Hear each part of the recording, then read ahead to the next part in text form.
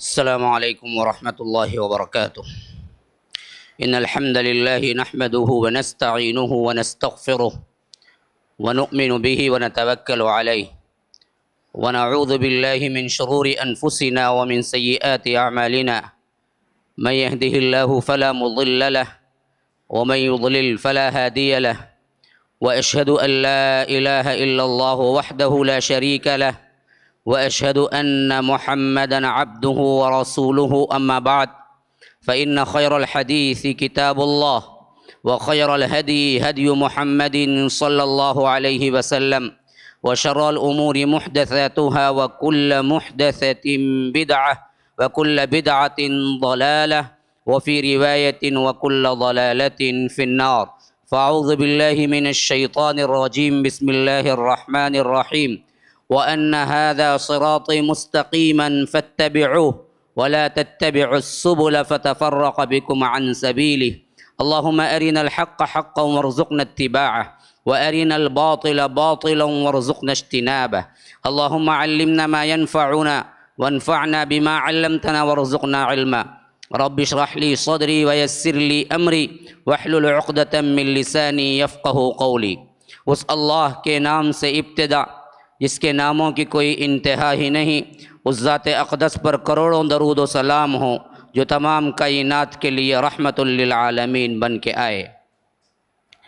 رمضان کے جو دروس آپ لوگوں کے سامنے آ رہے ہیں، یہ دروس دور حاضر کے 30 فتنوں کے عنوان سے آپ لوگوں کے سامنے وہ فتنے جو یا تو پہلے شروع ہوئے اور آج تک باقی ہیں، یا بعد میں شروع ہوئے اور عصر حاضر پہ چھائے ہوئے ہیں، یا ان فتنوں کی طرف زیادہ تر توجہ رہی میری جو عقائد کے بگاڑ اور اسلام کے بنیادوں کو ہلانے کے لیے، اور انہوں نے اس کو باقاعدہ طور پر نمونے کی حیثیت سے پیش کیا لوگوں کے اندر کہ یہ اسلام ہے، لیکن اصل میں اسلام کی بنیادیں اندر سے ہلانے کے لیے یہود و نصارہ کی سازشیں تھیں۔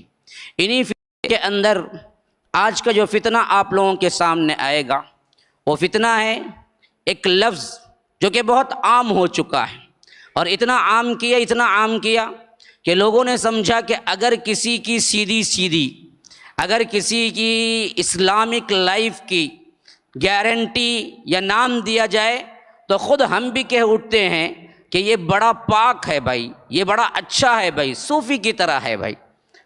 صوفی کا لفظ ہم نے سمجھا کہ اسلام کے اعتبار سے سب سے بہترین اسلام پر عمل پیرا ہونے والے کا نام صوفی ہے، اور یہ صوفیت ہمارے اندر ایسے رچ بس گئی کہ ہمارے قدیم طور پر ہندوستان میں جتنے کچھ آئے بجز چند کے جو کتاب اللہ سنت رسول اللہ پہ تھے، یہی عقیدے کے حامل تھے، اسی کا پرچار کیا، اسی کی نشر و اشاعت کی، یہی چیز لوگوں نے دین سمجھا، اسی پر ادارے قائم ہوئے، اداروں میں بھی یہی تعلیم رہی، یہاں تک کہ پڑھنے والے پڑھانے والے سب اسی کے ہم نوا تھے۔ لوگوں نے سمجھا کہ اگر کوئی سچا مسلمان ہے تو وہ صوفی ہے، اور ہم سچے مسلمان کے لیے کوئی لفظ استعمال کرتے ہیں تو بھی وہ صوفی ہے، جس کے بارے میں آج میں لفظ فتنہ لگایا ہوں تو بہت سے لوگوں کو حیرانی ہوگی،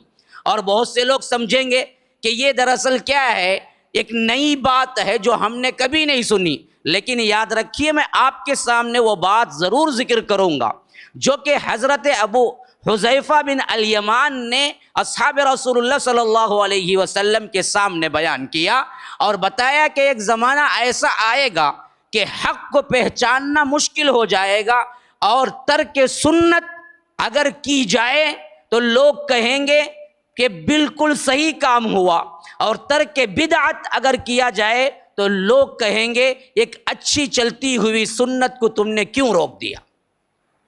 یہ زمانہ وہی زمانہ ہے جو فتنوں کا زمانہ ہے، جو ہدایت صحیح ہے اس کو لوگ ضلالت کہتے ہیں، اور جو ضلالت و گمراہی ہے اس کو لوگ ہدایت سمجھے ہوئے ہیں، جو حق ہے اس کو کہتے ہیں کہ یہ باطل ہے، اور جو باطل ہے اس کو حق سمجھے بیٹھے ہوئے ہیں. جو سچائی ہے اس کو کہتے ہیں کہ جھوٹ ہے، اور جو جھوٹ ہے اس کو سچائی سمجھے ہوئے ہیں. حق کا معاملہ اتنا غلط ملت ہوا کہ لوگوں کو پہچاننا، عوام کو پہچاننا بہت مشکل ہو گیا. حضرت حذیفہ نے 2 پتھروں کو سورج کی روشنی میں ملا کے، یوں 2 پتھروں میں جو سوراخ ہوتے ہیں چھوٹے چھوٹے، یوں جما کے کہا کہ غور سے دیکھو کتنی روشنی آ رہی ہے، کتنی روشنی آ رہی ہے. تو لوگوں نے کہا حذیفہ جیسے تم نے جوڑا ہے ان 2 پتھروں کو، پہاڑی پتھروں کو، جو ان میں سے جو آ رہی ہے میں سمجھتا ہوں کہ جو روشنی ہے اس روشنی کا 1% حصہ ان پتھروں کے سوراخوں میں سے آ رہا ہے. کہا حذیفہ رضی اللہ عنہ نے یہ میں نے اس وجہ سے دکھایا کہ ایک زمانہ تم پر آئے گا حق اسی طرح چھوٹا بالکل کیا ہے ایک سوراخ سے آنے والی روشنی کے برابر ہوگا، اور باطل ہی باطل بکھرا ہوا ہوگا. ہر جگہ باطل ہی باطل ہوگا. حق جو ہوگا وہ جیسے ان پتھروں کے سوراخوں سے نکل رہا ہے اسی طرح حق ہوگا، بقیہ سب باطل ہوگا. اور لوگ بدعتوں کو ترک کریں گے تو کہیں گے کہ سنت ترک کر دی گئی، اور بدعتوں کو رواج دیں گے تو کہیں گے کہ سنت کو کیا ہے اپلائی کیجئے، اور ہم نے کیا ہے سنت پر عمل کیا. اور لوگ سوچ سوچ کے، ڈھونڈ ڈھونڈ کے، وقت لگا کے بدعتوں کو ایجاد کریں گے، بدعتوں کو ایجاد کریں گے اور لوگوں کے سامنے لائیں گے ڈھونڈ ڈھونڈ کے. ہاں پچھلی دفعہ ہم نے کیا ہے صرف کیا ہے میلاد النبی میں پٹاخے پھوڑے، اس دفعہ ہم کیا ہے گھوڑے پر بھی آئیں گے، ہے نا، ڈھونڈ ڈھونڈ کے. ہر سال کوئی نیا ہو. ہاں صرف قوالی رکھے میلاد النبی پہ، لیکن اگلے سال ڈی جے بجے گا، ہے نا. ہر سال ڈھونڈ ڈھونڈ کے لائیں گے. کتنا پرفیکٹ ہے مضمون حضرت حذیفہ کا، جو کہ انہوں نے اپنے اصحاب سے کہا کہ ایک زمانہ تم پہ یہ آئے گا بعینہ ہی. اسی طرح آج کا جو ٹاپک ہے ہو سکتا ہے بعضوں کو حیرانگی ہو کہ جو ہم نے دین سمجھا یہ فتنہ کیسے بنا. اللہ کی قسم یاد رکھیے اللہ کے رسول صلی اللہ علیہ وسلم کے زمانے میں کوئی صوفیت نہیں تھی. اللہ کے رسول کے صحابہ کے زمانے میں کوئی صوفیت نہیں تھی. اللہ کے رسول کے دیکھے ہوئے لوگ جو صحابہ تھے ان کے زمانے میں، اور صحابہ کو دیکھے ہوئے لوگ جو تابعی تھے ان کے زمانے میں، صحابہ کو دیکھے ہوئے لوگ جو تابع التابعی تھے ان کے زمانے میں کوئی صوفیت نہیں تھی. اور لطف کی بات یہ ہے جس صوفیت کے لیے ہم نے سمجھ لیا کہ اسلام کا نمونہ ہے، ہاں کسی کی پاکیزگی، کسی کا اللہ والا پن، کسی کو ہم کہنا چاہتے ہیں کہ بہت اچھا انسان ہے تو آج ہم کہتے ہیں کہ صوفی کی طرح ہے. تو جس کو ہم نے سمجھ لیا وہ صوفیت نہ قرآن کا لفظ ہے، نہ حدیث کا لفظ ہے، نہ شرع کا لفظ ہے، نہ کسی عربی کا بھی لفظ نہیں ہے. یہ لفظ شریعت کے اعتبار سے بھی نہیں، لغوی اعتبار سے بھی نہیں. یہ کہاں سے نکلا، کہاں سے وجود میں آیا، خود ماننے والوں کو بھی پتہ نہیں کہ یہ ہے کیا. مختلف اقوال ہیں، مختلف لوگوں کے مختلف افعال. ان اقوال میں مشہور ترین اقوال میں آپ کو ذکر کرتا ہوں. دیکھیے لفظ صوف صاد سے ہے، اور صوفیت معنی ہے اس کو ماننے والا اس عقیدے پر یا اس طریقے پر. اور اس چیز میں بعض لوگ کہتے ہیں یہ دراصل اہل صفہ کی طرف منسوب ہے. اللہ کے رسول صلی اللہ علیہ وسلم کے زمانے میں مسجد نبوی سے لگا ہوا ایک چبوترا تھا. جو لوگ ہجرت کر کے آئے تھے، جن کے پاس مال دولت نہیں تھا، جو طالب علم تھے، یہاں پر پڑے رہتے تھے. کھانے پینے کا کوئی انتظام نہیں ہوتا تھا، جو کچھ کبھی مل جاتا تو کھا لیتے. بقیہ سب اللہ کے رسول صلی اللہ علیہ وسلم سے دین سیکھنے کے لیے پڑے رہتے تھے. وہ لوگ اہل صفہ کہلائے. انہی میں حضرت ابو ہریرہ بھی، انہی میں حضرت ابو ذر بھی ہیں، انہی میں بڑے بڑے صحابہ آتے ہیں جن پہ اللہ کے رسول صلی اللہ علیہ وسلم بڑا ہی ان کا لحاظ رکھتے تھے، ہمیشہ خیال رکھتے تھے، لیکن پھر بھی حالت یہ تھی کہ کئی دن کے فاقے چلتے تھے۔ یہ صفہ آج بھی مسجد نبوی میں آپ جائیں گے تو کارپیٹ اگر آپ غور سے دیکھیں گے تو وہاں تبدیل کیا گیا ہے، جہاں صفہ چبوترا تھا اور وہاں پر نشان زدہ کیا گیا ہے کہ یہ ہے وہ جگہ جہاں پر اہل صفہ بیٹھا کرتے تھے، وہ چبوترا وہ ہے۔ اور انہوں نے بعضوں نے کہا کہ وہاں جس طرح وہ سب کچھ چھوڑ چھاڑ کے دنیا کو اللہ کے لیے لگے، انہی میں سے ہم بھی ہیں۔ حالانکہ دیکھا جائے تو صوفی اس سے نہیں بنتا، اگر صفہ سے بنا صوفی بنے گا، صوفی نہیں بنے گا، عربی ترکیب ہی غلط ہے تو اس سے نہیں بن سکتا۔ بعضوں نے کہا صفا سے ہے، دل کی صفائی سے، کہ وہ لوگ ہوتے ہیں جو دل کی صفائی کر کے کیا ہے دنیا کی تمام رغبت نکال دیتے ہیں۔ اس سے اگر بنتا تو بھی عربی لغت کے اعتبار سے صافی بنتا، جیسا کہ وہ ایک ٹانک بھی ہے صافی، ہمدرد کی ٹانک لوگوں کو معلوم ہوگی، چلو ایڈ بھی ہو گیا، ہاں تو صافی بنے گا، اصل میں صوفی نہیں بنتا اس سے کبھی بھی۔ تو یہ بھی لفظ عربی ترکیب کے خلاف ہے۔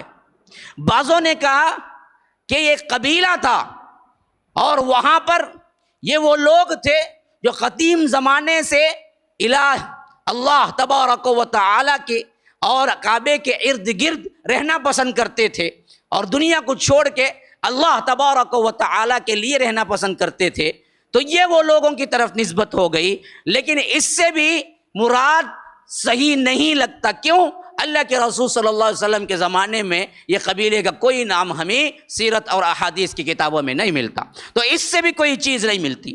زیادہ تر جس میں کیا ہے ائمہ جہاں تک اس میں رائے دیے ہیں، اس میں حقیقتاً جو لگتی بات ہے وہ یہ ہے کہ صوف اصل میں عربی میں اون کو بولتے ہیں، اون کو، یعنی اون کا جو کپڑا ہوتا ہے نا، جو کھردرا ہوتا ہے، بالوں سے بنا ہوا ہوتا ہے، جو بکرے کی کھال کے اوپر جو چمڑی ہوتی ہے اس چمڑی میں سے اون بنتا ہے، جو خاص کے دمبے جو ہوتے ہیں ان میں سے اون بنتا ہے، جو بالوں والا ہوتا ہے وہ اون، اور اس کو کہتے ہیں عربی میں صوف۔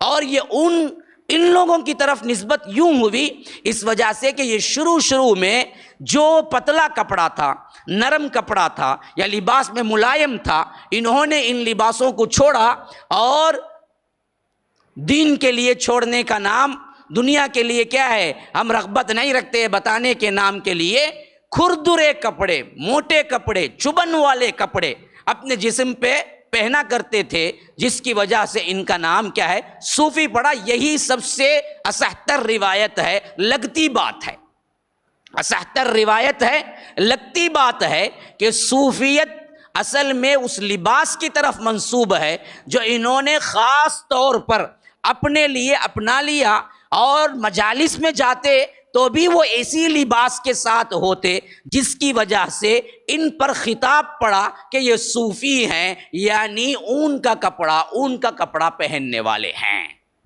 بقیہ کوئی نسبت نہیں ہے، بقیہ کوئی نسبت نہیں ہے۔ اب رہی یہ بات کہ ابتدا کہاں سے ہوئی، بگاڑ کہاں سے آیا، اور ان لوگوں میں کیسے کیسے لوگ پیدا ہوئے، اور ان لوگوں کے اکابرین میں بڑوں میں سے کس طرح ہمارے یہاں اہل سنہ کہنے والے بہت سے وہ مراکز، مساجد اور عقائد اور مکاتب فکر نے ان کے لیے امام اور شیخ کا لفظ استعمال کر کے مانا۔ حیرت ہوتی ہے کہ کوئی پاگل بھی نہیں کرے گا، لیکن ہمارے لیے ہم دیکھتے ہیں کہ بڑے بڑے اکابرین ان کے جھانسے میں پھنسے، بلکہ آج بھی سب سے زیادہ طور پر کسی کا مسلک اندرونی طور پر بتاتے نہیں ہیں، اندرونی طور پر پھیلا ہوا ہے اعتقاداً، تو یاد رکھیے وہ صوفیزم ہے۔ صوفیزم اصل میں نکلا کیسے؟ میں نے بتایا تھا صحابہ کے دور میں نہیں، تابعین کے دور میں بھی نہیں، تابع التابعین کے دور میں بھی نہیں، اور ابتدا اس کی ایسے ہوئی جیسے اسلام کے لیے اپنا سب کچھ قربان کر دینے والے لوگ ہیں۔ اور یہ اسلام کا کیا ہے، واقعتاً یہی پیغام بھی ہے کہ اسلام کے لیے اپنا آپ قربان کر دو۔ ان اللہ اشتری من المؤمنین انفسهم واموالهم بان لهم الجنہ، تم نے اپنی جانوں کو اور مالوں کو اللہ نے خرید لیا ہے تمہیں جنت کے عوض۔ تو اس حیثیت سے بات بالکل صحیح تھی کہ اسلام کے لحاظ سے اپنا آپ کو قربان کرنا، اور اس حد تک کہ اپنی ضرورت کے مقابلے میں بھی دوسروں کے لیے اخلاص، احسان مند بننا، احسان کرنے والے بننا۔ تو لفظ احسان کی جو تعبیر ہے اسلام کے اندر، مل احسان، جبرائیل امین نے پوچھا اللہ کے رسول صلی اللہ علیہ وسلم سے کہ احسان کیا ہے، تو فرمایا کہ ان تعبد اللہ کأنک تراہ فإن لم تکن تراہ فإنہ یراک، کہ تم اللہ کی ایسی عبادت کرو کہ تمہارے اندر اخلاص، للہیت، اللہ کا ڈر تمہارے اندر ایسا موجزن ہو کہ تم خود اللہ کو دیکھ رہے ہو، اتنا اللہ تبارک و تعالیٰ کا قرب تمہارے اندر ہو جائے، اتنا اخلاص پیدا ہو جائے۔ اگر یہ کیفیت نہیں ہے تو کم از کم یہ تو سوچو کہ اللہ تو تمہیں دیکھ ہی رہا ہے۔ یہ احسان کا دوسرا درجہ ہے۔ پہلا درجہ وہ ہے کہ ہم خود دیکھ رہے ہیں، دوسرا درجہ وہ ہے کہ اللہ ہمیں دیکھ رہا ہے۔ کم از کم اس درجے پر بھی کوئی مسلمان آئے تو کبھی کوئی گناہ نہیں کرے گا، کہیں اللہ کی بغاوت نہیں کرے گا، کبھی گناہ میں ملوث نہیں ہوگا، کبھی ہو بھی گیا تو اصرار نہیں کرے گا، یہ نہیں کہے گا، ہیلے بہانے نہیں کرے گا، توبے کی طرف پلٹ کے آئے گا۔ تو یہ اصل احسان کا جو موضوع ہے، جس پر اسلام نے زور بھی دیا کہ ایک پہلی سیڑھی ہے +2 یا 10th یوں رکھ لیجئے، تو وہ پہلی سیڑھی کیا ہے؟ مسلمانیت ہے۔ دوسری اس سے زیادہ پختی، اس سے زیادہ آگے، تو وہ ہے مومن، ایمان۔ پھر تیسرا کیا ہے؟ محسن، احسان۔ یہ سب سے اوپر کا درجہ ہے، بہترین درجہ، جس میں انسان ایسی کیفیت میں ہو کہ اللہ کے لیے ہی خالص ہو جائے۔ ان اللہ یحب المحسنین، اللہ تبارک و تعالی محسنین کو پسند کرتا ہے جو احسان کے درجے پہ ہوتے ہیں۔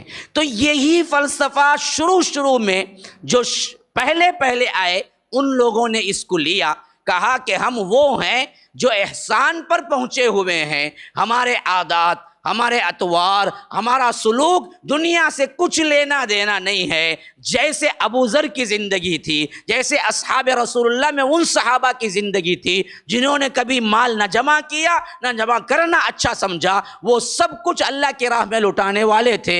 لیکن ان میں اور ان میں ایک بہت بڑا فرق یہ تھا کہ وہ پوری دنیا کو لات مارنے کے ساتھ ساتھ عقیدہ بالکل صحیح تھا، اور اس کے ساتھ ساتھ وہ زندگی کے معمولات میں کبھی کنارہ کشی نہیں اختیار کیے، جنگلوں کی راہ نہیں لی، غاروں کی راہ نہیں لی، رہبانیت کی راہ نہیں لی، اون کے کپڑے نہیں پہنے، یہ نہیں کہا کہ یہ بھی دنیا، بیوی بچوں سے کنارہ کشی اختیار نہیں کی، شادی بیاہ سے کیا ہے کنارہ کشی اختیار نہیں کی، گھر والوں کو نہیں چھوڑا، بلکہ وہ باقاعدہ یہ سب چیزوں میں بھی ہوتے تھے اور جہاد میں بھی ہوتے تھے، جو کہ ان لوگوں نے سب سے بڑا جہاد کو چھوڑا۔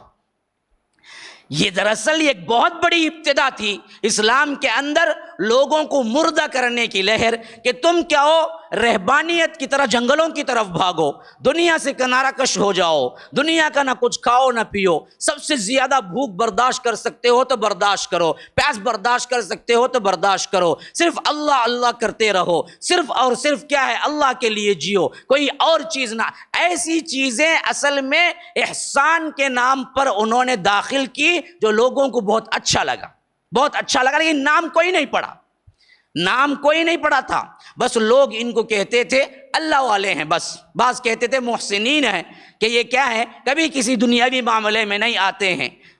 یہ دراصل 3 صدی تک کا مسئلہ رہا، 100 200 300 سال تک ان کا کوئی نام نہیں پڑا۔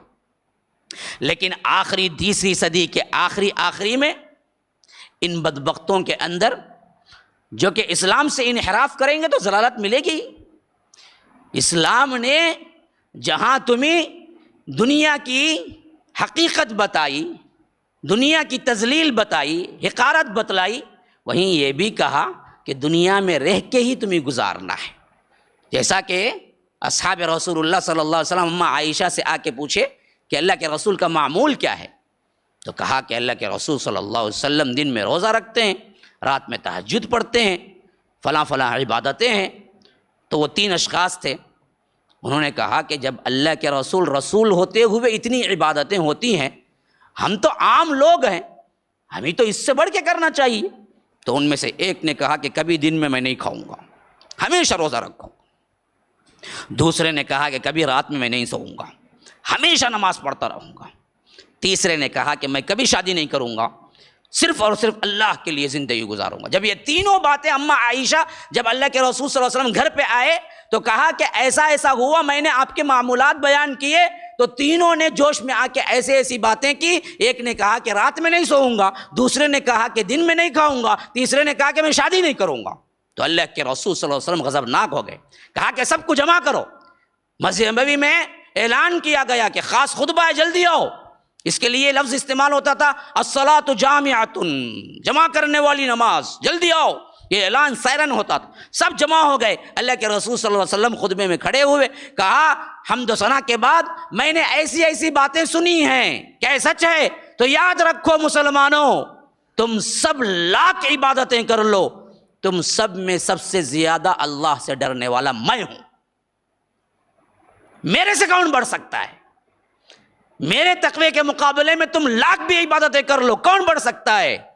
اور میرا اپنا حال یہ ہے کہ میں رات میں سوتا بھی ہوں، نماز پڑھتا بھی ہوں۔ سونا ترک کرنا نہیں ہے، میں دن میں روزہ رکھتا بھی ہوں، کھانا کھاتا بھی ہوں، کبھی چھوڑتا بھی ہوں، اور میں نے شادی بھی کی ہے، میں ازدواجی زندگی بھی گزارتا ہوں۔ جو میرے طریقے سے منہ موڑے فمن رغب عن سنتی فلیس منی، وہ ہم میں سے نہیں ہے۔ تو اللہ کے رسول صلی اللہ علیہ وسلم نے ترک دنیا کی تعلیم ہی نہیں دی۔ اصحاب رسول اللہ صلی اللہ علیہ وسلم آئے، کہا کہ اللہ کے رسول آپ کے ساتھ ہم جنگ میں ہوتے ہیں، لمبے لمبے عرصے ہو جاتے ہیں، اور کبھی کبھی فتنے کا ڈر ہوتا ہے، کبھی کبھی کیا ہے بیوی کی خواہش ہوتی ہے، کبھی کبھی بیوی کی یاد آتی ہے، کیوں نہ ہم نامرد بن جائیں، کیوں نہ ہم نامرد بن جائیں، یہ خواہشی کو نکال دیں۔ نامرد بن سکتا ہے بندہ، اس زمانے میں بن سکتا تھا، آج بھی بن سکتا۔ تو صحابہ نے خود آ کے پوچھا اے اللہ کے رسول صلی اللہ علیہ وسلم، آپ ہمیں اجازت دیں کہ ہم عبادت کے لیے، ہم آپ کے ساتھ رہنے کے لیے یہ سب خواہشات سے ہم مبرہ ہو جاتے ہیں، ہم نامرد ہو جاتے ہیں، ہم خوشی کر لیتے ہیں۔ اللہ کے رسول نے کہا کہ نہیں، میں اس کی اجازت نہیں دیتا، میں اس کی اجازت نہیں دیتا، میں شادی بھی کرتا ہوں، بیوی کے ساتھ بھی رہتا ہوں، جو میرے طریقے سے روگردانی کرے گا وہ میرے میں سے نہیں ہے۔ اللہ کے رسول نے ترک دنیا کی کبھی تعلیم نہیں دی۔ دنیا میں رہتے ہوئے دنیاوی مصائب و آلام، دنیاوی خوشیاں، ان سب کے ساتھ اللہ کو یاد کرنا اور متقی پرہیزگار بن کے زندگی گزارنا، یہ اللہ تبارک و تعالیٰ کا حکم بھی ہے۔ سیرت نبوی سے ہمیں یہی ملتا ہے۔ ٹریک کب بدلا؟ سب سے پہلے اسی میں بدلا کہ ترک دنیا چھوڑو، دنیا چھوڑو، تو یہ لوگ غاروں میں رہنے لگے۔ الگ الگ کیا ہیں، چھوٹے چھوٹے مجالس ان کے اپنے بن جاتے تھے، جس کے اندر یہ کبھی کبھی کیا ہے غم میں، کبھی کیا ہے حالت رونے میں، اور انہوں نے نئے نئے الفاظ ایجاد کر دیے۔ سکر کا مطلب ہے نشے میں ہونا، نشے میں ہونا۔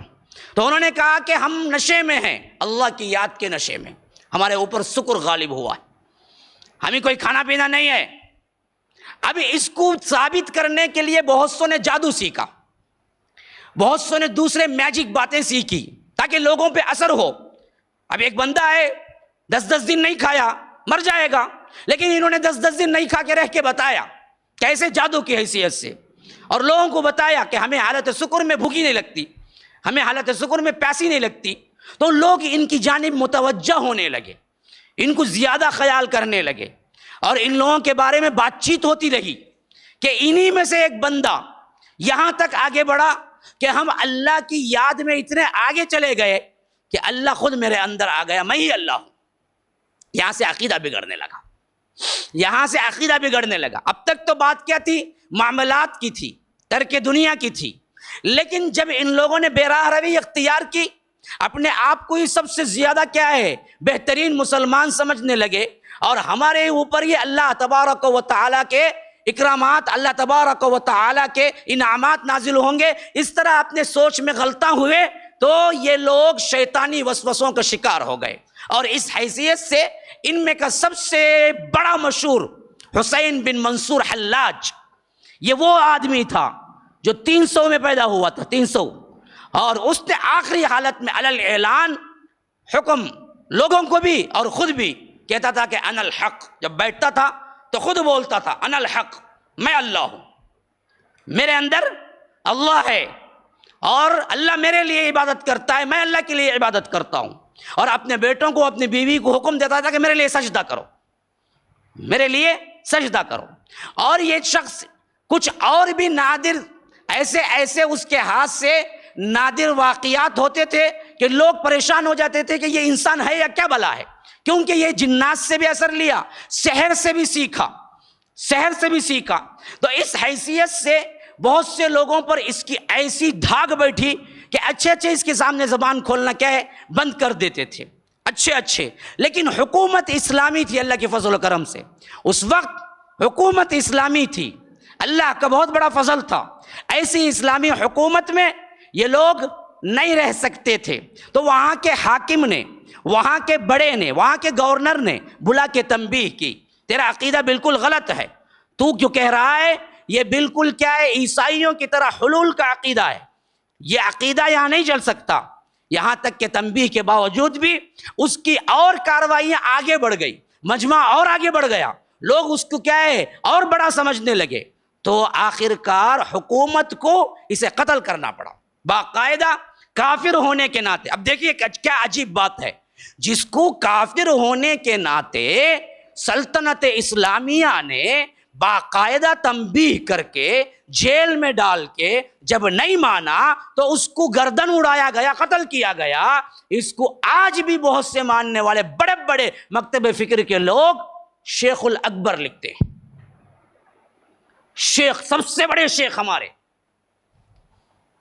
وہ قتل ہوئے نہیں شہید ہوئے، لکھنے والے موجود ہیں.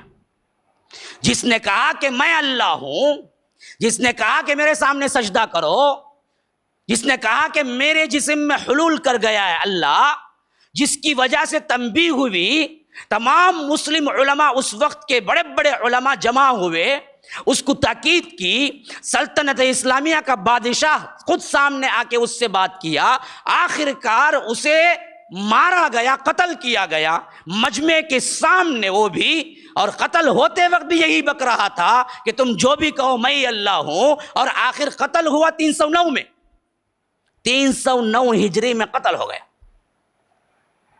قتل کر دیا گیا اس کو. کیوں؟ اس کے عقائد کافرانہ تھے. لیکن فتنہ دبا نہیں، اندر پھیلتا رہا. اور آج بھی لکھنے والے لکھتے ہیں حسین بن منصور حلاج اللہ کا بہت بڑا ولی تھا، شیخ اکبر تھا، اس درجے تک تو ہم بھی نہیں پہنچ سکتے، وہ شہید ہوا تھا. حیران نہیں ہوں گے آپ؟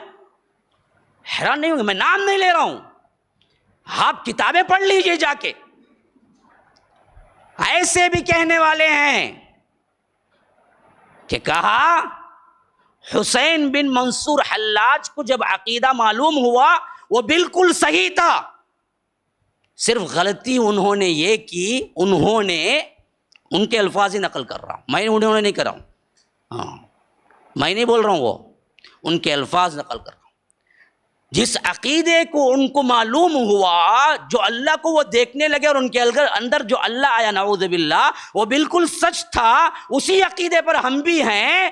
صرف ایک غلطی انہوں نے یہ کی، جس عقیدے کو چھپانا تھا وہ ظاہر کر دیا. ہم سب ابھی بھی چھپائے ہوئے ہیں.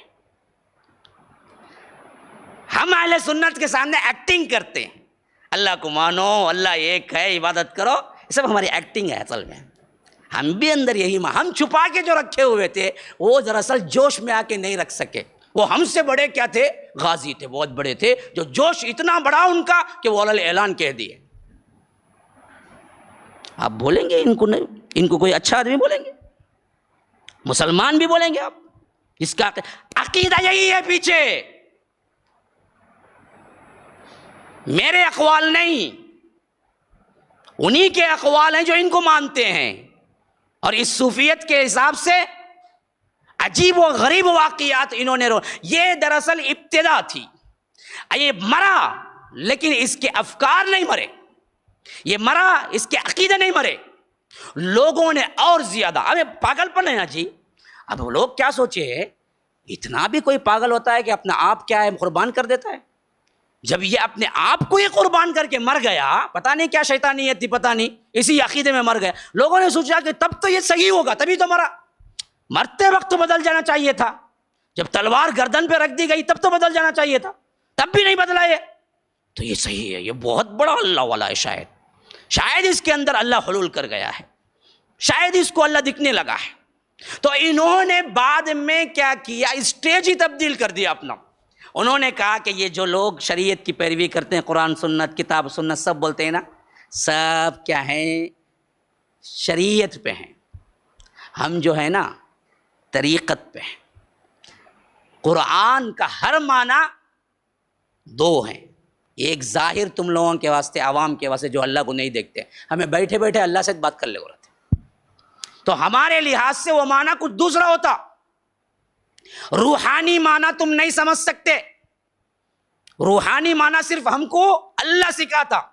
جو محدثین بیٹھ کے درس دیتے تھے، ان کے درس میں اگر یہ بدبخت آ جاتے تو بولتے تم ان فلان ان فلان ان فلان ان فلان، جیسا کہ حدیث کا متن اور اس کے بعد کیا ہے سند آتی، تو ان فلان ابن فلان ابن فلان ابن فلان، پھر صحابہ، پھر اللہ کے رسول تک کیا ہے یہ سند پہنچتی۔ حدیث جو ہے وہ متن ہے، اصل میں حدیث دو چیزوں کی مرکب ہے، ایک سند ایک متن۔ اللہ کے رسول قال رسول اللہ شروع ہوتا وہ متن ہے، اس کے اوپر حدیث ایک ہوتی جس کو بولتے سند۔ یہ قال رسول اللہ بولنے سے پہلے کتنے آدمیوں نے اسے نقل کیا، کیسے بخاری رحمہ اللہ تک پہنچا، تو حضرت بخاری لاتے ہیں ان فلان ابن فلان ابن فلان، پھر صحابی کا نام، پھر اس کے بعد اللہ کے رسول۔ تو جب یہ آ کر جب بھی حدیث بیان کرتے، اسلاف میں طریقہ یہ نہیں تھا جیسے ہم بیان کرتے، آج علم بہت کم ہو گیا ہے، ہمارے پاس ایسے محدثین ہی نہیں ہے جو متن کے ساتھ اور سند کے ساتھ سنائیں۔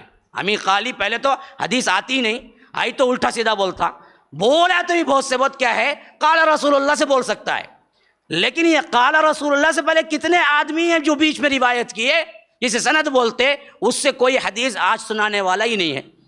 ہیں وہ اللہ والے جو درس تدریس کے لیے ہیں، لیکن بیانیہ انداز میں ہمارے پاس حدیث ایسی نہیں سنائی جاتی، حالانکہ اصل میں حدیث وہی ہے جو سند سے شروع ہو کے باقاعدہ طور پر قال رسول اللہ تک پہنچتی ہو۔ تو جب یہ آ کے بیٹھتے تھے درس حدیث میں محدثین کے نزدیک، تو جب محدثین بیان کرتے ان فلان ابن فلان ابن فلان ابن فلان، تو بولتے یہ وہ لوگ ہیں جو مردوں سے حاصل کرتے ہیں دین۔ یعنی فلان ابن فلان کا مطلب کیا ہے، ان سے انہوں نے سنا، ان سے ہم نے سنا، تو جن سے اوپر سنے وہ موجود ہیں یا نہیں، گزر گئے ہوں گے، گزر گئے ہوں گے نا، تو پھر اس کے بعد دوسرے نے سنا، تیسرے نے سنا، تو جو تابعین ہیں، جو تابع التابعین ہیں، جو اس کے اوپر صحابہ ہیں، یہ سب کیا ہیں، گزر گئے۔ یہ لوگ سب کو ہیں جو مردوں سے علم حاصل کرتے ہیں، ہم جو سیکھتے ہیں زندے سے کرتے ہیں، ہم ڈائریکٹ اللہ سے بات کر کے سمجھتے ہیں۔ حدیث کو مذاق اڑاتے تھے، حدیث کو مذاق اڑاتے تھے، کہتے تھے کہ یہ مردوں سے لیتے ہیں، ہم مردوں سے کوئی علم نہیں لیتے، ہمیں ڈائریکٹ اللہ سکھاتا ہے، ہم ڈائریکٹ اللہ کے پاس رہتے ہیں، یا اللہ خود ہمارے اندر ہی ہے، ہمارے اندر ہی ہے۔ اب اس عقیدے پہ انہوں نے کیا کیا، کہا کہ دیکھو شریعت جو ہے نا وہ سب تمہارے واسطے، جو عوام ہے، جو ان پڑھ ہیں، جو اللہ رسول بولتے ہیں، ان سب کے لیے، ہمارے واسطے شریعت نہیں، ہمارے واسطے اصل میں طریقت ہے۔ ہم بیٹھ کے سگریٹ بھی پئیں گے، تم نہیں پوچھ سکتے، وہ ہمارے لیے جائز۔ ہم بیٹھ کے شراب کے نشے میں دھن رہیں گے، لیکن وہ اللہ کے عشق میں ہم پی رہے ہیں، کوئی مسئلہ نہیں۔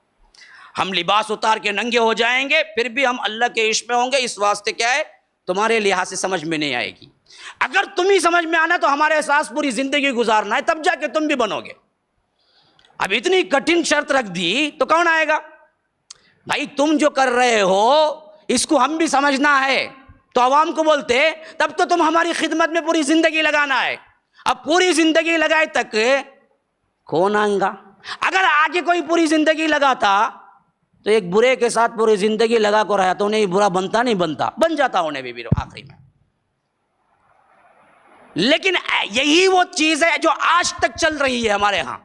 آج بھی جب ہم کتاب و سنت کی بات کرتے ہیں، بہت سے ایسے ہیں جو بد کردار لوگ کہتے ہیں کہ بھائی انہوں نے کیا ہے، صرف بخاری بخاری، بخار چڑھائی جی ان کو بخاری کا. ایسے بولنے والے ہزاروں ملیں گے آپ کو.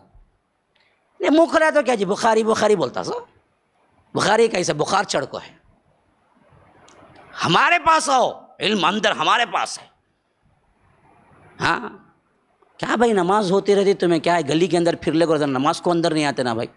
انہوں بڑے جبہ ٹوپی داڑھی، جن کا سلسلہ کیا ہے عبد القادر جیلانی سے ڈائریکٹ جاگو ملتا کہتے، انہوں کیا ہے پان ڈال لے کو ادھر ادھر پھرتے رہتے. مسجد سامنے نماز ہوتی ہے، کیا بھائی نہیں آتے. اے تمہیں سب تم نہ نماز جی، ہمیں نشے میں ہی اللہ کے. تو اللہ بولا نہیں لا تقربوا الصلاۃ وانتم سکارا، نشے میں رہے تو نماز کے قریب نہ کو بول کو.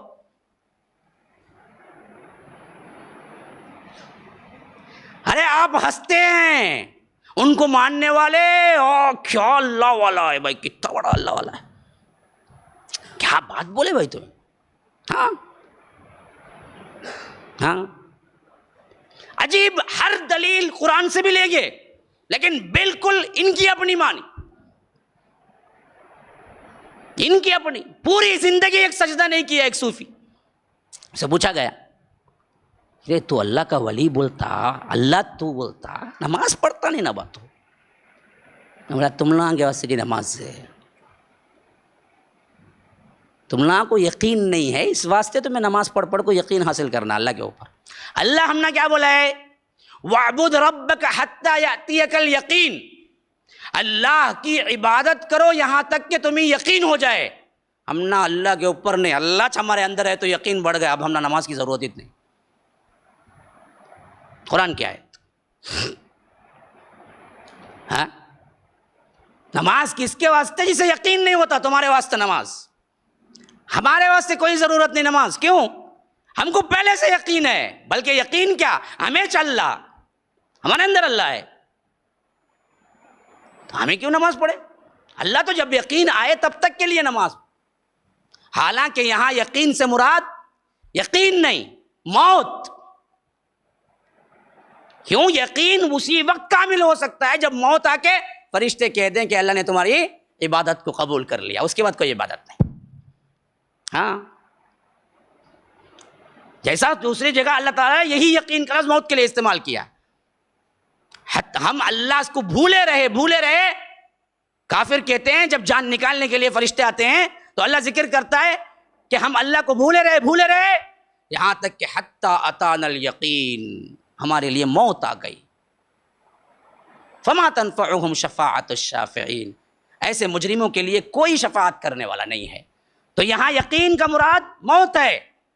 انہوں نے کیا کیا، معنی ہی پلٹا دیا، اور یہ یقین کو اردو کے یقین کے ساتھ لا کے ملا کے کیا کر دیا، تو یقین تو ہم کو بہت ہے، ہم کیوں نماز پڑھے. اس طرح ہر معنی میں ایک اپنا معنی نکالے اور کہا کہ شریعت تمہارے واسطے، روحانی ہمارے واسطے جو شریعت ہے وہ بالکل الگ ہے. وہ معنی ہمیں اللہ سکھاتا ہے ڈائریکٹ، ہم کو کسی اور کی طرف جانے کی ضرورت ہی نہیں پڑتی. اس طرح ان کے اندر بدعات کا رواج شروع ہوا. لیکن یہ بدعات کے رواج میں بدعت تک نہیں رکے، بلکہ شرک بھی، وہ شرک کائنات میں کسی نے نہیں کیا ہوگا، عیسائیوں نے بھی نہیں. اس شرک کے لیے یہ لوگ سر فہرست بن گئے. ان کے اندر کیا ہوا، نشے بازی شروع ہو گئی. کہنے لگے نشہ ہمیں اللہ سے اور زیادہ قریب کرتا ہے. آپ دیکھیں گے بڑے حساس موضوعات ہیں. میں اس وجہ سے اس پہ کیا ہے گفتگو کر رہا ہوں کہ صحیح طریقہ ہمیں بولنا ہے، کل ہمیں منہ دکھانا ہے، لیکن کوئی غلط معنی نہ لے. آپ دیکھیں، اللہ کی قسم کھا کے کہتا ہوں، جہاں جہاں بڑے بڑے درگاہیں ہیں ان کے مجاوروں کو دیکھیں، یا تو ڈرگس لیتے ہوں گے یا تو نشے میں ہوں گے. نشیلی ایک کمیٹی ضرور بھی ضرور وہاں پر ہوگی بیٹھنے والوں میں، ان بھکاریوں میں. یہ وہی سسٹم ہے جو انہوں نے ایجاد کیا. سب سے زیادہ نشی کہاں ہے؟ درگاہوں کے آس پاس ہے. اگر وہاں سے کچھ اچھا ملتا تو لوگ نشے میں بنتے. سب سے زیادہ زنا کے اڈے کہاں ہیں؟ وہیں آس پاس ہیں. قہبگری کہاں چلتی ہے وہیں چلتی ہے. کیوں؟ زنا حلال ہے ان کے پاس. ماں سے بھی زنا کرو حلال ہے. کیوں؟ ماں بھی اللہ میں بھی اللہ. ماں بھی اللہ میں بھی اللہ, سب میں اللہ. حلال کیا حرام کیا؟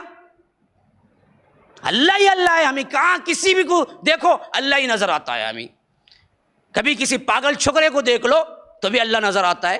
کئیوں نے کیا اغلام بازی کے لیے لونڈے رکھے ہوئے تھے اپنی زندگی میں کہ نوجوان خوبصورت ترین جن کو ابھی مونچھیں نہیں آتی ہے, ہاں مونچھیں آنے کے بعد اس کی صورت بدل جاتی ہے, لیکن جن کو نہیں آتی آنے کے کنڈیشن میں ہوتے جیسے نوجوان بولتے. جوان الگ ہے, نوجوان الگ ہے. تو ان نوجوانوں کی کمیٹی بنا کے رکھتے تھے ساتھ میں, اور انہی سے کیا لطف اٹھاتے تھے بدبخت, اور کہتے تھے یہ سب تمہارے لیے ہے ہمارے لیے نہیں. ہمیں تو ہر ایک میں اللہ نظر آتا ہے, ہر خوبصورت شے اللہ ہے, حتیٰ کہ بدصورت بھی اللہ ہے. یہ لکھتے ہیں اپنی کتابوں میں. آج کے عصر حاضر کے بڑے بڑے حکیم الامت نام سے جو مشہور ہیں, وہ لکھتے ہیں اپنے استاد سے کہ ہم نے پوچھا جب آپ کی نظر میں ہر چیز اللہ ہے, دیکھو بڑے غور سے سنو, بڑے غور سے سنو, پھر سمجھو پاگل ہے یا اسلام کو بدنام کرنے والا ہے یا کوئی علامۃ الدہر ہو سکتا ہے. کہ ان سے پوچھا گیا اگر تم کائنات کی ہر چیز کو اللہ بولتے ہو, مجھے کہتے ہوئے بھی اندر سے کیا لرزہ طاری ہو رہا ہے, کیونکہ یہ اللہ تبارک و تعالیٰ کی نسبت کی باتیں ہیں. کفر بولنا بھی کبھی کبھی کیا ہے اس حد تک کہ کہیں اللہ ناراض نہ ہو جائے, لیکن آپ کو بتلانا مقصود ہے کہ کس حد درجے نیچے گر گئے تھے لوگ. تو لکھتے آج کے اس صدی کے حکیم الامت اپنی کتاب میں لکھتے ہیں کہ ہم نے اپنے استاد سے پوچھا ہر چیز اللہ ہے, تو پھر استاد پاخانہ اور حلوہ دونوں برابر ہے؟ اگر آپ کے نزدیک پاخانہ اور حلوہ دونوں برابر ہے تو آپ کھا کے دکھلائیے. کیا بولے؟ آپ کھا کے دکھلائیے, میرے الفاظ نہیں. کہتے ہیں کہ فوری طور پر وہ خنزیر بنے, پاخانہ کھایا, پھر آدمی بنے, حلوہ کھا لیا.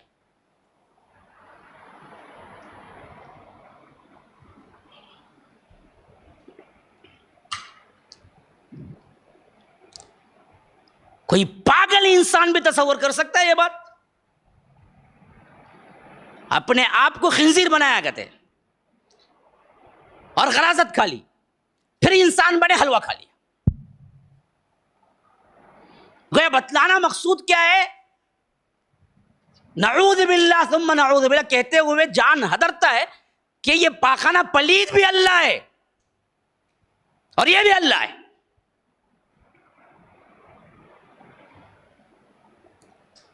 اور اس عقیدے پر یہ جان دے کے مرا تو بولتے ہیں کہ انہوں نے غلطی صرف یہ کی کہ زبان سے بول دی ہے. ہم سب بھی وہی اعتقاد رکھتے ہیں, لیکن ہم عوام کو نہیں بولتے.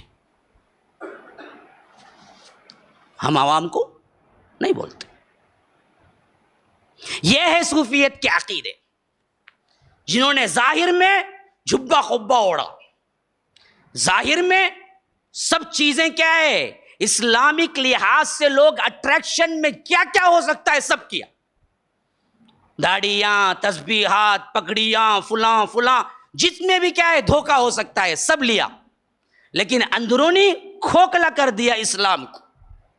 اور یہ سب چیزیں لیے عیسائیت, ایرانیوں سے, جوگیوں سے.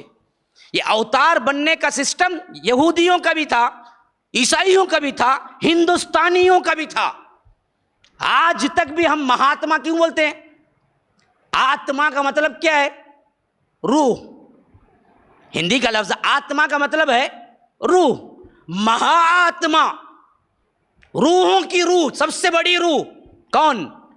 اس حد تک بہتر چلے کہ ان کی جسم اور انسانیت سے ہٹ کے باقاعدہ اللہ کے ساتھ مل گئے, یہ مہا آتما بن گئے. مہا آتما, نروان. نروان یہ بدھسٹ لائے کہ یہ بدھ پیڑ کے نیچے بیٹھے رہے, انہیں نروان ملا. پھر پھر یہ تبلیغ میں لگ گئے. کیا نروان؟ اللہ خود ان کے اندر آ گیا. نروان ہونا، اسی کو لفظ حلول کا عقیدہ انہوں نے ایجاد کیا کہ اللہ کا اندر آ جانا. اب یہ کیسے بھٹکاتے ہیں لوگوں کو، کیسے مقصود. اب عوام میں یہ تقریریں نہیں کرتے، لیکن جیسے ہی آپ ان کے بنیں گے نا، ان کو بولتے ہمارے اندر آنا ہے، تم کو اللہ دکھانا ہے. ہم دکھائیں تمہیں اللہ؟ دکھائیں، چلو آؤ دکھاتے ہیں. فلاں رات کو فلاں ندی کے کنارے آ جانا، ہم دکھائیں گے. شیطان تو ہے ہی ساتھ میں، سحر ہے اندر ساتھ میں. کوئی روشنی دکھتی ہے اور بتا یہ ہے اللہ، یہ اللہ. جیسا کہ شیخ عبد القادر جیلانی خود اپنے واقعی سیرت میں لکھتے ہیں کہ ان کی عبادتوں سے، کیونکہ یہ کیا تھے؟ یہ کیا تھے؟ موحد تھے. ان کے نام کو باقاعدہ بگاڑا گیا. اپنی پوری 90 سال کی زندگی توحید پہ دیتے رہے. امامنا کہتے تھے امام احمد ابن حنبل کو، جو سب سے بڑے اہل سنہ کے امام ہیں، 4 اماموں سے ایک امام ہے نا، ان کو وہ ہمیشہ لکھتے وقت کہتے تھے کہ امامنا، میرے امام احمد ابن حنبل ہے، ان کے عقیدے پہ میں ہوں. تو یہ بڑے اللہ والے توحید پرست تھے. انہی کے نام کو درگاہوں کے لیے استعمال کیا گیا بعد میں آگے سے. یہ سازش ہے یہودیوں کی. تو کہتے ہیں کہ میری عبادتوں سے بہت مرتبہ مجھے کیا ہے، پھسلانے کی، وساوس ڈالنے کی کوشش کی شیطان. یہاں تک کہ جب میں عبادت کر رہا تھا رات میں ایک مرتبہ، تو اچانک ایک روشنی نمودار ہوئی جس کو میں نے کبھی نہیں دیکھا، اتنی خوبصورت روشنی. اور اس روشنی میں سے اعلان ہوا کہ قادر، ہم تیری عبادت سے بہت خوش ہو گئے، آج کے بعد تیرے اوپر سے شریعت ہٹا دی گئی، جو چاہے کر. اللہ تیری عبادت کو پسند کر لیا، اب جو چاہے تو کر سکتا ہے، تیرے لیے حلال حرام کی کوئی بندش نہیں.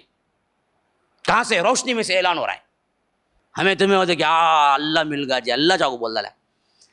ان کا علم تھا کہ انہوں نے کہا کہ اعوذ باللہ من الشیطان الرجیم، پناہ مانگتا ہوں میں شیطان مردود سے. یہ کہا تو فوراً روشنی بجھ گئی، اور پھر آواز آئی کہ قادر، تیرے علم نے تجھے بچا لیا. اس نے کہا تیرے علم نے تجھے بچا لیا. انہوں نے پھر کہا اعوذ باللہ من الشیطان الرجیم. تو اب بالکل آواز آنی بند ہو گئی.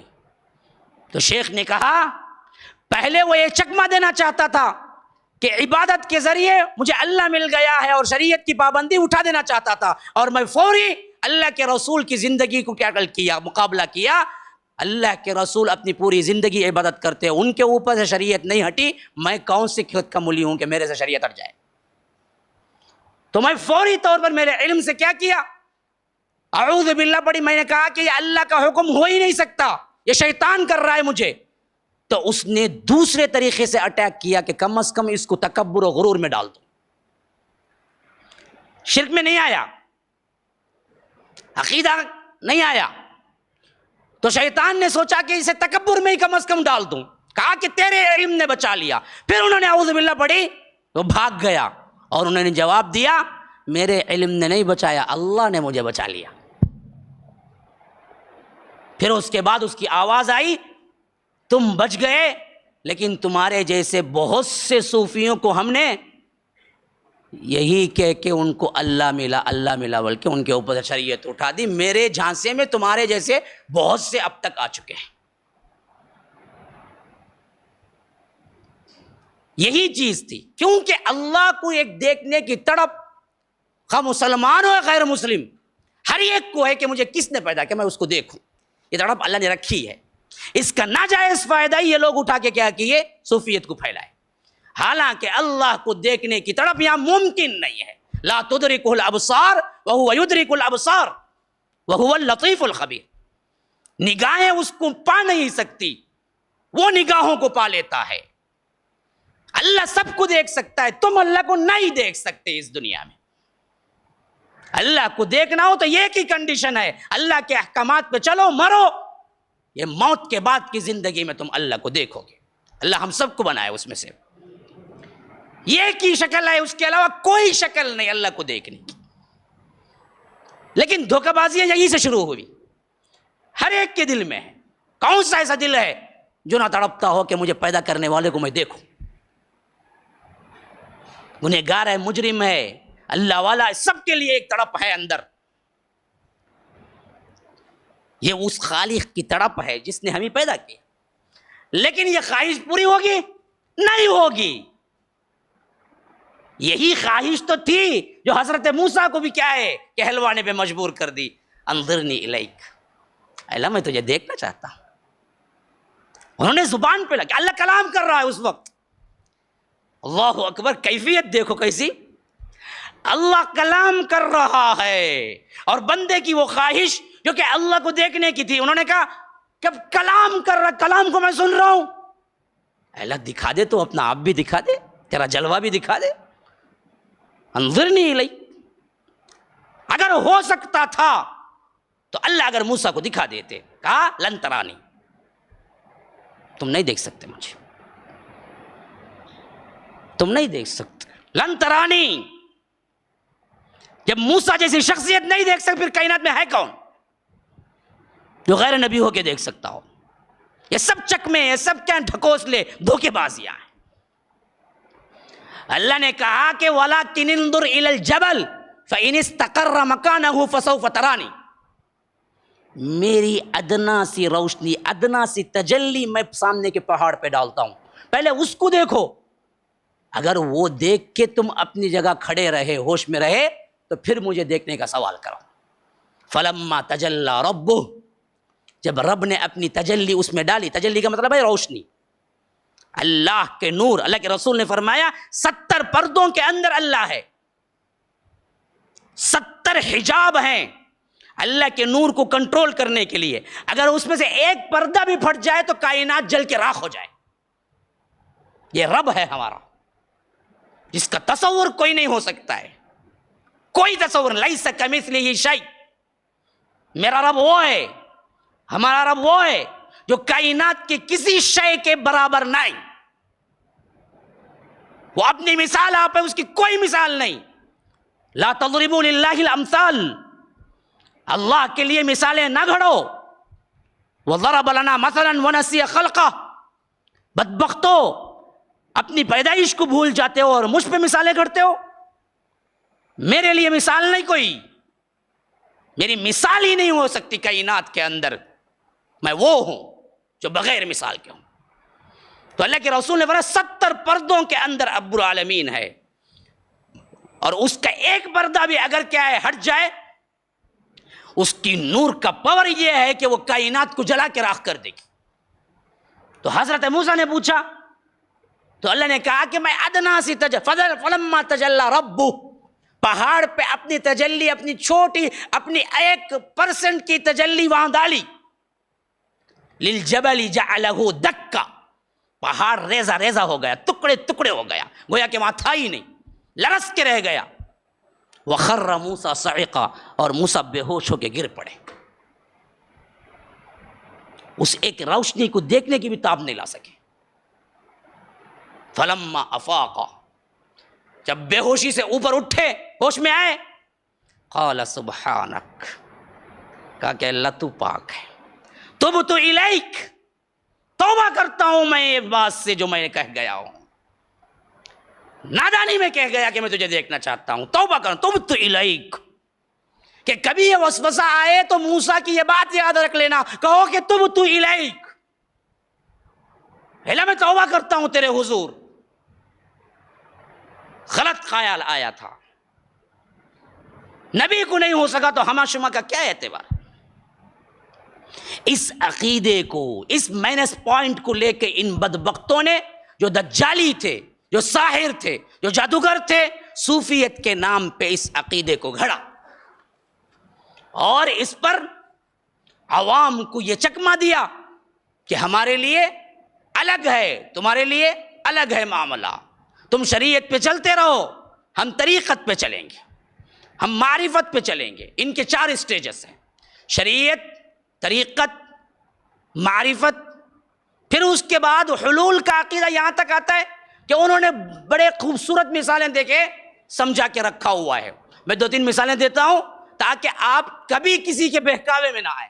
وہ کہتے ہیں کہ ہماری مثال یہ ہے جی، دیکھو آم کی گٹلی میں، آم کی بیج میں پورا آم کا درخت ہوتا ہے نہیں ہوتا ہے؟ ہاں کیا بھائی کوئی نہیں بولتا؟ ہاں کیا تو سن گن ہو گیا کیا مجھ سے؟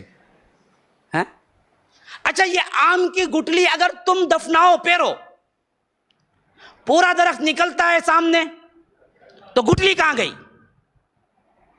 گٹلی دکھتی ہے یا درخت دکھتا ہے؟ درخت دکھتا ہے، گٹلی کہاں گئی؟ آپ بولیں گے گٹلی اندر ہے، لیکن دکھتی کیوں نہیں؟ نہیں، جو دکھنے والا ہے درخت ہے۔ تو بدبختوں نے یہی کہا کہ جب اللہ نے کائنات بنائی تو کائنات میں ہی اللہ ہے۔ جیسے آم کے بیج سے آم کا درخت آ گیا، تو گٹلی کہاں گئی؟ گٹلی چھپی ہوئی ہے، تو دکھنے والا کیا ہے؟ اسی گٹلی سے نکلی ہوئی پوری جھاڑ، پورا درخت ہے۔ ویسے یہ پوری کائنات اللہ ہے۔ ہاں کیا اچھی مثال دی۔ حالانکہ اللہ نے کہا فلا تضربوا للہ الامثال، میرے واسطے مثال نہیں دینا۔ سیدھی بات، میرے واسطے مثالیں نہیں دینا۔ اگر یہ ایک بات کو سنتے سمجھتے رک جاتے تو اس عقیدے میں نہ بڑھتے۔ دوسروں نے کیا کیا؟ اس سے اعلیٰ مثال دی بدبختوں نے۔ انہوں نے کہا کہ دیکھیں پانی، یہ پانی ہے، اب میں اس میں کیا کر رہا ہوں، ایک چمچ شکر ڈالا، ملا دیا۔ اب میں پوچھتا ہوں شکر کہاں گئی؟ آپ بولیں گے پانی میں ہے، دکھتی کیوں نہیں؟ مل گئی، گھل گئی، ہے نا؟ تو انہوں نے کہا کہ اللہ کائنات کو بنا کے کائنات میں مل گیا، گھل گیا، بس۔ اب موجود کہاں ہے؟ کائنات میں ہے۔ دکھتا کس کو ہے؟ جب ہم ریاضتیں، جب ہم غاروں میں نفس پر فاقہ یہ سب کر کے ہم دنیا سے کیا الگ ہوں گے، تو ہم کو آئینے کی طرح ہر چیز میں اللہ دکھتا ہے۔ لوگوں نے کہا کہ ہاں جی کیا بہترین مثال تھی۔ حالانکہ اللہ کو مثال نہیں دینا ہے، اللہ کو یہ دو عقیدے بہت مشہور ہوئے۔ ایک خود پوری کائنات میں اللہ ہے اور مل گیا، ایک ملا نہیں ہے، لیکن دکھنے والی ہر چیز اللہ ہی کا پرتو ہے، اللہ ہی کا سایہ ہے۔ اصل کیا ہے؟ ہم کائنات کو دھوکے میں دیکھ رہے ہیں۔ جب ذکر اذکار کر کے ہم وہ لیول پہ پہنچتے تو ہمیں پوری کائنات اللہ نظر آتی۔ یہ عوام کو نظر کی نہیں آتی، یہ گناہوں میں ہے۔ جیسے آپ کیا کریں، کوئی ستلی لے لیں یا کوئی تاگا لے لیں، ہاں اس میں کیا کریں؟ آخری حصے کو جلائیں، اب آگ لگ جائے نا، آپ اس کو دائرے میں گھمائیں، گول دائرہ بنا کے گھمائیں۔ اب دور سے کوئی شخص وہاں سے آ رہا ہے تو آپ اس کو پوچھیں کیا دکھ رہا ہے، تو کیا دکھے گا اسے؟ دائرہ دکھے گا، گول دائرہ آگ کا دکھے گا۔ حالانکہ گول دائرہ ہے، وہ صرف ایک جگہ جلتی ہوئی آگ ہے۔ گول پھرانے سے دھوکا وہاں کیا لگ رہا ہے کہ دائرہ ہے۔ تو بدبخت کہتے ہیں ایسے ہی دنیا کو تم ہی دکھ رہی ہے دنیا، لیکن ہم اہل اللہ، اللہ کے عرش پہ جب پہنچتے ہیں، ذکر اذکار سے ہمارے دل ہم صاف کر لیتے ہیں، تو ہمیں پورا دکھتا ہے کہ یہ دھوکے کی دنیا اصل اللہ ہے۔ اب ان سب چیزوں سے نکلنا کیسے؟ یاد رکھیے اللہ کو پہلے مثال نہیں، لا تضربوا للہ الامثال، اللہ کو مثال نہیں۔ نمبر 2، اللہ کے رسول کو یہ معلوم تھا نہیں معلوم تھا؟ اگر معلوم تھا اور نہیں بتائے تو اللہ کے رسول رسالت نہیں پہنچائے برابر۔ جب یہ عقیدہ تھا تو اللہ کے رسول کیوں نہیں بولے؟ کیوں نہیں بتائے کہ یہ سب کچھ اللہ ہے؟ جب یہ اس معاملے میں یہ گہرے ہو گئے تو لوگوں نے پوچھا کہ پھر سب اللہ ہے تو غلاظت کیا، حرام کیا، حلال کیا، پھر یہ سب شریعت پوری کی پوری بیکار ہو جاتی؟ کہا کہ ہاں بیکار ہی ہے۔ تو پھر فرعون کو سزا کیوں، موسیٰ کو جنت کیوں؟ کہا کہ فرعون کو کون، فرعون سب سے بہترین اللہ کو دیکھنے والا تھا، انہوں نے برابر بولا وہ انا ربکم الاعلی۔ فتوحات مکیہ میں باقاعدہ لکھی ہوئی ہے بات، فرعون سب سے بڑا مومن۔ آج تک کوئی بولے گا؟ اگر آپ بولنے والے کو چھوڑیں گے، کوئی جبہ قبہ پہن کے آگے بیٹھ کے بولے فرعون سب سے بڑا مومن، اللہ کی قسم کئی جبہ قبہ پہ بیٹھنے والے ممبروں پہ اندر کا عقیدہ یہی ہے کہ فرعون سب سے بڑا مومن، بتاتے نہیں عوام کو بتاتے نہیں، ان کا عقیدہ یہ عوام کو نہیں بتلانا ہے، اندر یہی ہے۔ انہوں نے کہا کہ فرعون سب سے بڑا مومن، کیونکہ اس نے پہلے اپنے آپ کو پہچان کے کہا کہ میرے اندر اللہ ہے، انا ربکم الاعلی۔ یہی تو بات ہم بھی بولتے ہیں، یہی تو بات منصور حلاج بھی بولے، شیخ اکبر نے بولا، ابن عربی نے بولا، تلمسانی نے بولا، ابن سبعین نے بولا، جن کو یہ لوگ شیخ اکبر لکھتے۔ تو اتنا گندا عقیدہ چھپا کے لوگ عوام کو دھوکہ دیتے ہیں کہ ہم بڑے اللہ والے، یہ ہے صوفیت کی حقیقت۔ اب بیٹھنے والے جنہوں نے سنا ہے کبھی کیا ہے، ان کی طرف التفات بھی کریں گے، محبت بھی آئے گی، آپ لوگ نفرت نہیں کریں گے۔ یہ اتنا بڑا دھوکہ ہے جو عوام کو دے کے کیا کرتے ہیں، اپنے جھانسے میں لاتے ہیں، میں بڑا اللہ والا ہوں، میرے سے کرامات کچھ نہیں ہوتے، پورے ساحر ہوتے ہیں، سحر ہوتا ہے ان لوگوں کے پاس۔ جو کرامتیں دیکھتے ہیں وہ کرامتیں نہیں ہیں، وہ سحر ہوتا ہے، وہ سحر سے کرامتیں کر کے کہتے ہیں ہم کرامتیں یوں ہوتی ہیں کہ ہم اللہ کے بڑے منظور نظر ہیں۔ لکھتے ہیں کہ دہلی میں 150 سال پہلے کا واقعہ، کوئی نظام الدین اولیاء کے کیا تھے، مرید تھے، ہاں ان کے مرید کے مرید، کیونکہ انہوں تو بہت پہلے آئے تھے۔ تو دہلی میں بارش نہیں ہوئی، بہت دنوں سے سخت قحط پڑ گیا، اور وہ اللہ کے عشق میں ہمیشہ زنانہ لباس پہنتے کرتے، ساڑی، چوڑیاں، انگوٹھیاں، اور اس کے ساتھ بالیاں، تھا اللہ کے عشق میں، انہوں مجائز اللہ کے عشق میں۔ ہاں ان کے پاس جا کے بولے گئے تھے بہت فاقہ ہے، ذرا دعا کرو۔ باقاعدہ لکھے ہوئے ہیں یہ سب واقعات، میرے اپنے گھڑے ہوئے نہیں ہیں۔ ہر ایک کی دلیل کیا ہے، میں پورے نام اور صفحات کے ساتھ دے سکتا ہوں۔ میں نے اس وجہ سے نہیں کیا کہ ہمیں کیا ہے، نام سے لینا دینا نہیں ہے۔ تو وہ باہر نکلے اور بولے گئے تھے اے اللہ بارش بھیج دے، اے تو غصے میں اپنی بنگڑیاں جوڑیاں توڑ دوں گی۔ تو سر بارش شروع ہوگی۔ کیا میجک دیکھو، ابھی الفاظ دیکھو، منگنیاں توڑ دوں گی۔ ان کو پکڑ کے یہ سب نہیں پہننا شریعت میں غلط ہے، کیا ایسا کرتے ہی نا، بڑی مشکل سے ان کو مردانہ لباس پہنا کو بلا لے کو آکو امام کے پیچھے کھڑا ہو نماز پڑھو، بولے تو 2 رکعت میں بھاگ گئے کہتے